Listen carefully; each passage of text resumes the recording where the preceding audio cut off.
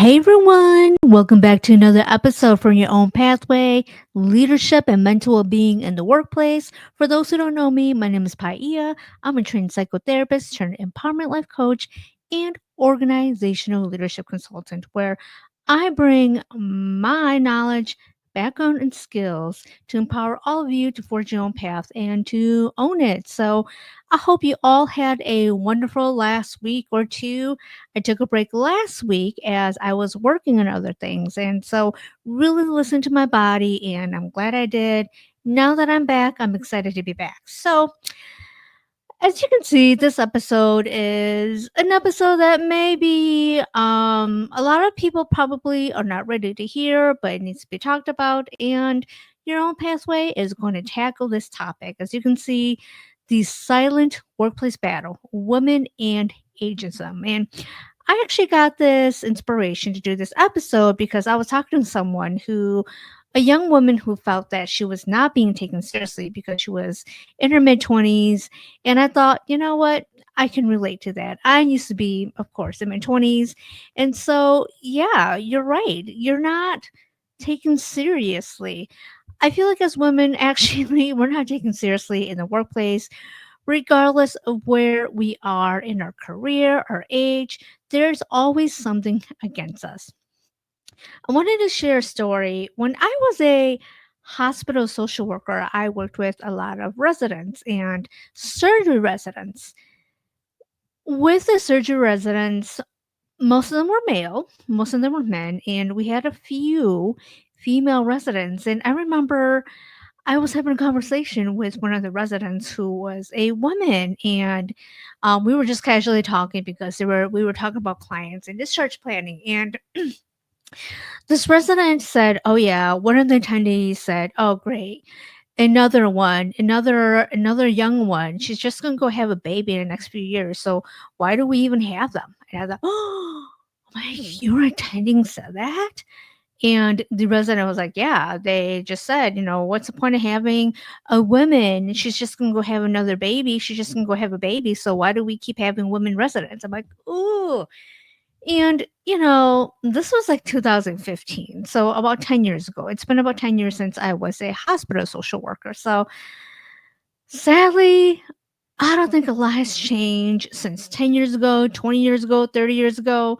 So, this is a topic that really needs to be discussed. Again, women of all ages, where we are in our career, there's always something against us. And so, today's episode, we're going to tackle this topic and see what we can do as women, as leadership about this topic. So, let's get right into it. So, women are often expected to navigate the professional world with ease, but honestly, beneath the surface, many of us are fighting silent battles that can be overwhelming and isolating.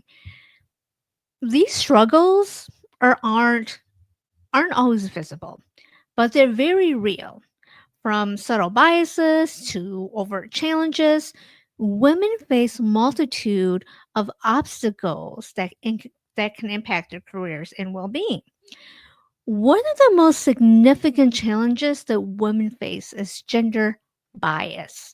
And this bias can manifest in many ways, from being overlooked for promotions to being paid less than their male counterparts for doing the same job. Microaggressions are another common practice, common experiences where women are subjugated to subtle and often unintentional sexist comments or behaviors that can be draining and very demoralizing.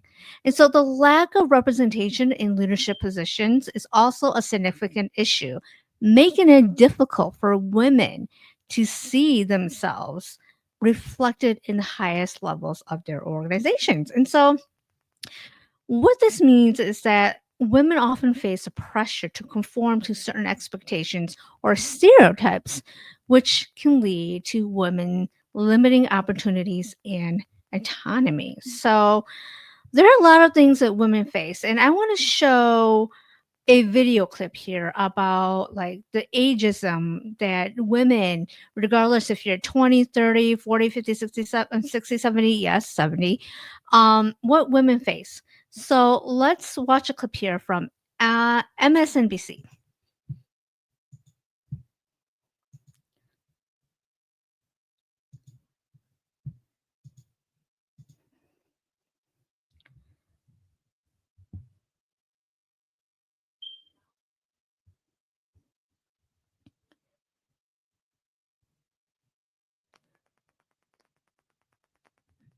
Okay. Hopefully you all can hear this. When we talk about ageism in the workplace, we often view it as a bias that affects only older workers. But a new study shows that women face age bias whether they are young, middle-aged, or older. We can't win. And that can impact not only women's ability to rise in the ranks, but the broader economy as well. Here to explain, Maggie McGrath, editor of Forbes Women. Also with us, Huma Abedin, vice chair of the Forbes and Know Your Value 3050 Summit. Great to have you back. Jen's back with us as well. So this was in Harvard Business Review. Tell us more about what the study found, Maggie. It found that women are subject to and suffering from something they call never right age bias, which I think is not a surprise to anyone at this table. Damn it. I know. Researchers, what's the right age? I think there is none according to this. The women in their age 20 to 40 reported being belittled, demeaned, their credibility was discounted. A 39-year-old woman reported being patted on the head at work, patted on the head, which is horrifying. Literally patted on the head? Literally patted on the head. Okay.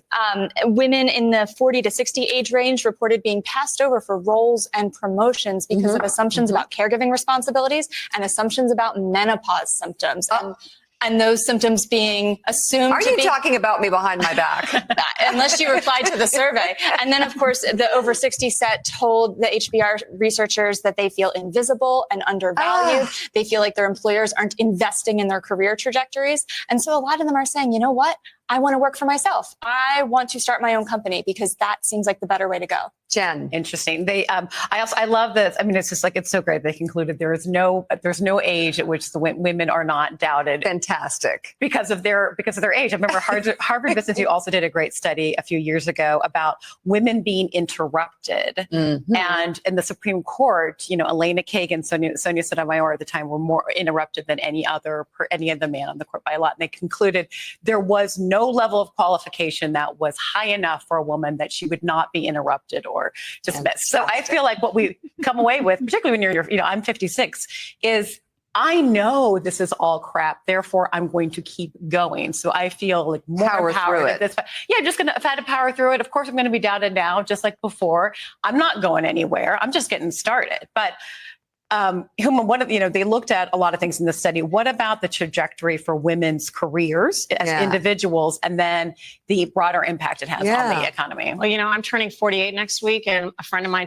who's looking for a job right now, texted me the other day saying, as a woman, you're always told you're either too young for a job or too old for a job, and that's because the perfect age is when you're a man. And I think that there are certain things that are facts, that we are 51% of the population. There are research that shows that women are better investors than men, that women repay their loans at a better rate than men do. So these are facts. These are not theories. And it doesn't matter if you're having a hot flash or you're having babies. And, you know, I think the most important thing is having the conversation. We've had the conversation about racism and sexism in the workplace for a long time. We should add ageism to that conversation. All right. And a last piece, which I think is really important, Mika, is in the work we're doing on Know Your Value, is that a lot of Gen Z women particularly say what they desire most in the workplace is mentorship. And that is having somebody with experience and somebody who's grown up in more recent years coming together and being productive. That was, so to her point, Maggie, what can employers and employees do? You hit on it, Huma. You have to train workers on discrimination and bias of all kinds. We already train for gender bias, racial bias. We need to train people on age bias because you can't address and fix that which you have not acknowledged. I agree with that completely. And I think we also have to take Jen's example and power through. I mean, it's hard and it's easy for us to say, I get that, but that's what we teach. You know, you got to power through and push through and get your value back in every relationship. By the way, of all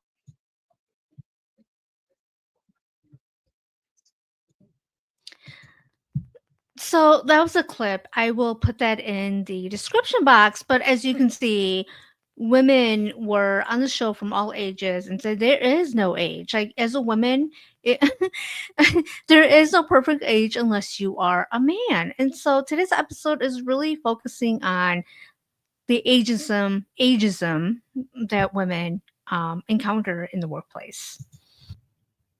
So let's talk about the video. It seems like no matter what, you cannot win.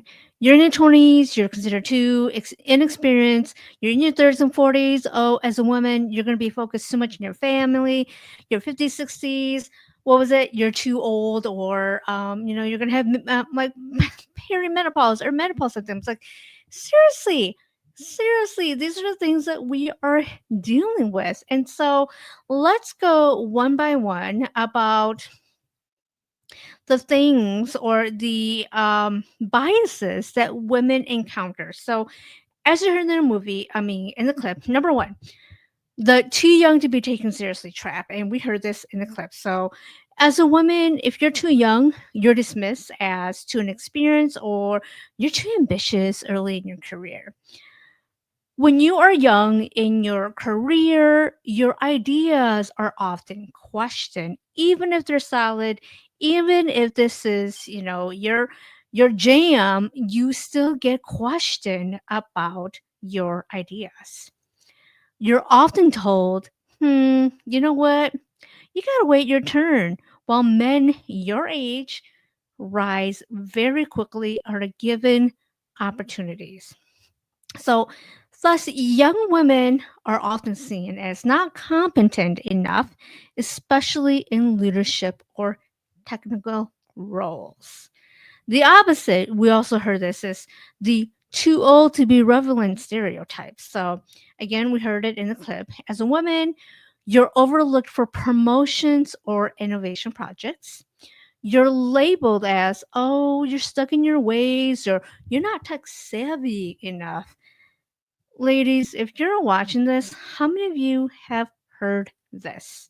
And also, people assume that you cannot keep up with change, even when you've led it. You can't keep up with change, even though you've led it. So, older women are often pushed into the background as they age, no matter how skilled or visionary they are.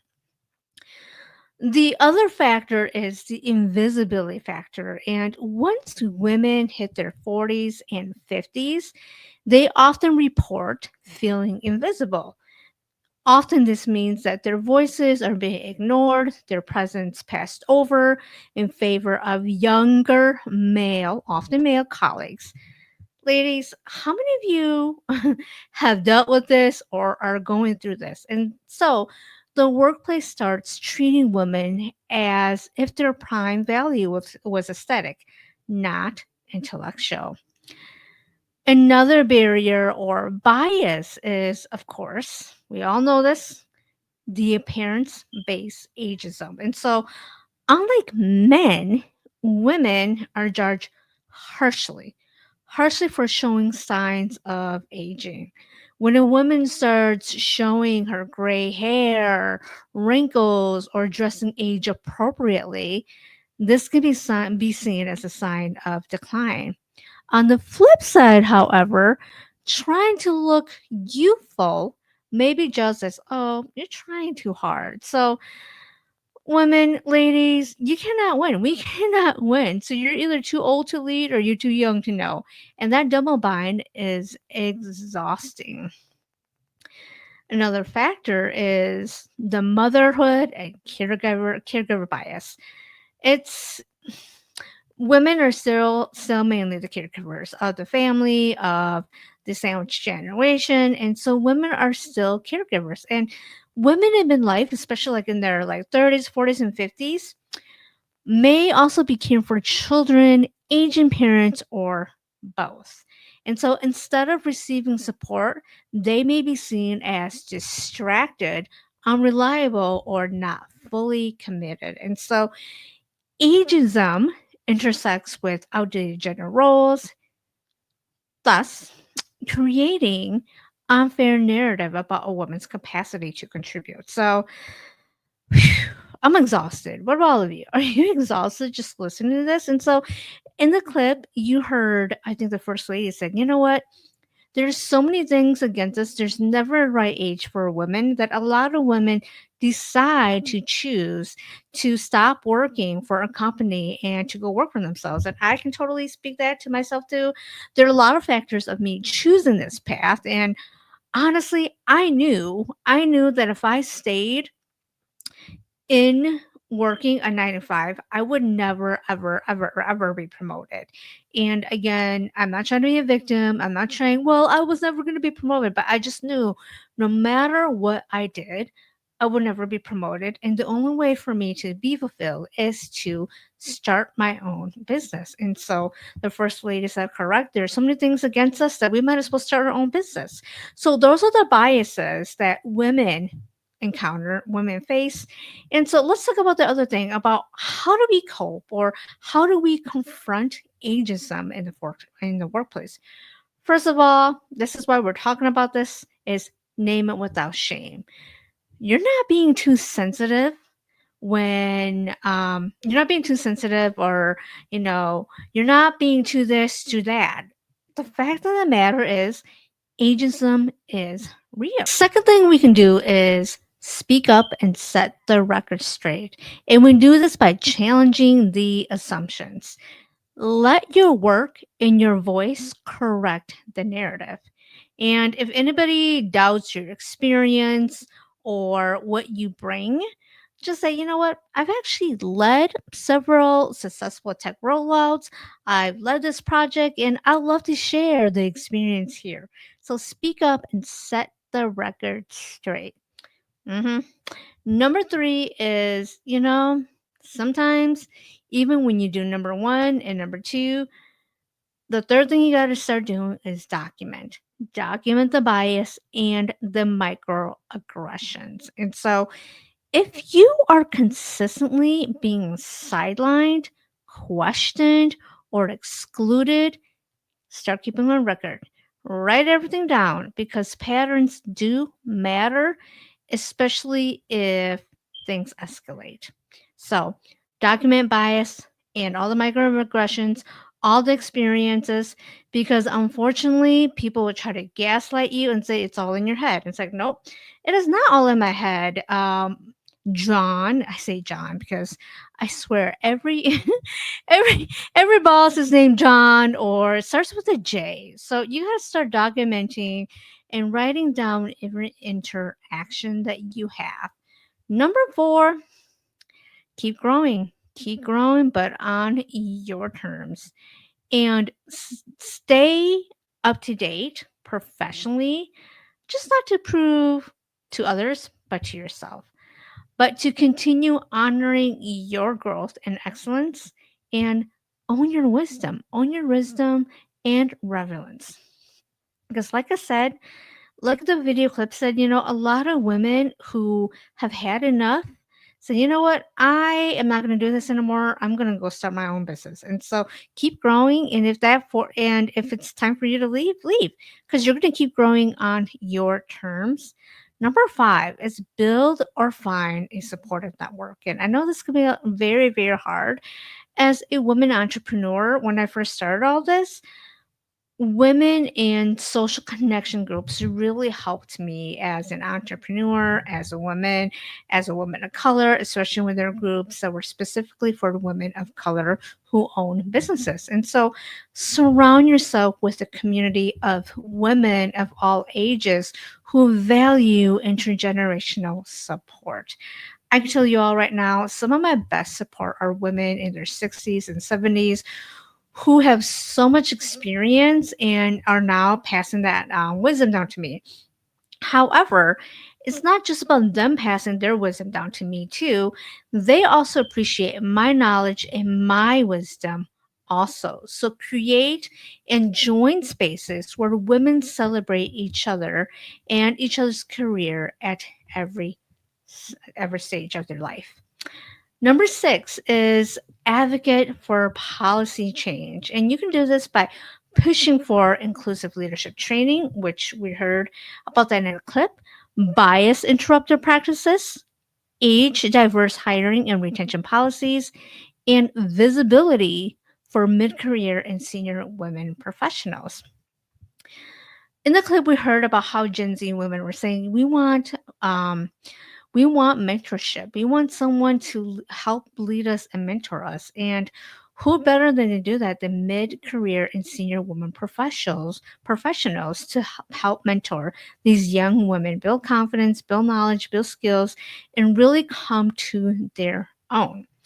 So this isn't just about, again, about you, us women. It's about dismantling the systems that penalize women for aging. So those are the things that we can do to really help, again, dismantle the system. And let's be honest, aging for us women should not be a liability. It's a legacy. It's a legacy that we need to own it.